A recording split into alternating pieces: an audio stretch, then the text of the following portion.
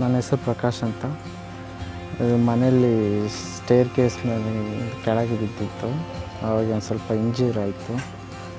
ಅದಕ್ಕೆ ಡಾಕ್ಟರ್ ಅನಿಲ್ ಪಾಟೀಲ್ ಅವ್ರ ಹತ್ರ ಕನ್ಸಲ್ಟ್ ಆದೆ.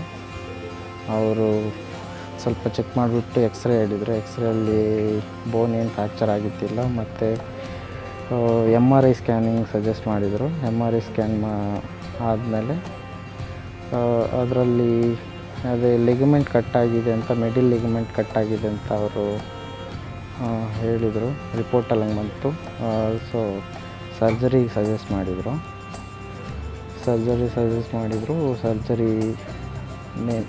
ಸರ್ಜರಿ ಆಯಿತು. ಚೆನ್ನಾಗಿ ಅವರು ಟ್ರೀಟ್ಮೆಂಟ್ ಚೆನ್ನಾಗಿ ಕೊಡ್ತಾರೆ.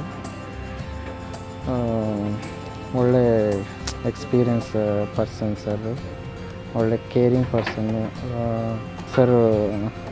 ಥ್ರೂಔಟ್ ಸೊ ಫುಲ್ ಟ್ರೀಟ್ಮೆಂಟ್ ಎಲ್ಲ ಸರ್ ಕೌನ್ಸಿಲಿಂಗ್ ಮಾಡಿದ್ದು. ಟ್ರೀಟ್ಮೆಂಟ್ ಎಲ್ಲ ಚೆನ್ನಾಗಿದೆ. ಸರ್ಜರಿ ಆಯಿತು. ಸರ್ಜರಿನೂ ಚೆನ್ನಾಗಿ ಪೀಸ್ಫುಲ್ಲಾಗಿ ಆಯಿತು.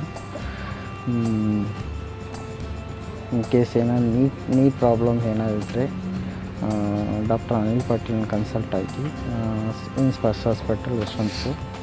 Thank you so much for the Sparsh hospital Yeshwanthpur.